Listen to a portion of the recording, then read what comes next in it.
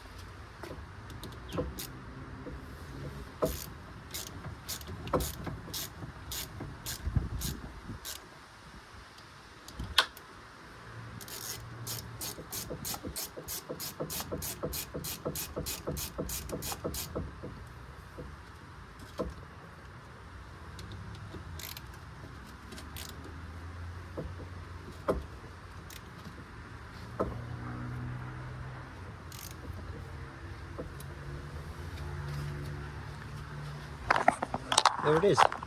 Bolt. You can use all the E46 hardware, and it'll be straightforward. You don't even have to. You can actually slide this down more because like the bolt is a bit offset to the left, so you don't really need to use the groove that's in the shaft. Don't worry about safety, because once you bolt this on, it'll be clamped from here and here, so there's no actually anywhere for this to go. As long as you tighten these two bolts, I mean all of them actually, there's no way this is coming off at all. So, and first of all, your steering rack is bolted on. I will tighten this down. So this is fixed, so this is not moving, and this is also fixed, so this will never come off even if you don't have bolts. But we're not going to do that. However, just explaining that this is completely safe. All OEM hardware. These are the welded 13mm bolts. See, that's the weld on the nut. These were tightened properly. I don't know, I can't show you from here, but it's on the other side. However, so I'll go and tighten these, and that's how you do a, you know, somewhat slim OEM and affordable searing linkage, because the ones you find online are ridiculous, around $300 or $400. And they are a bit slimmer here, but I mean, I know that you don't need much. It's just for a 3-inch bend, so we'll see how it goes. I'll keep you guys updated when we install the motor and when we plan to do the downpipe.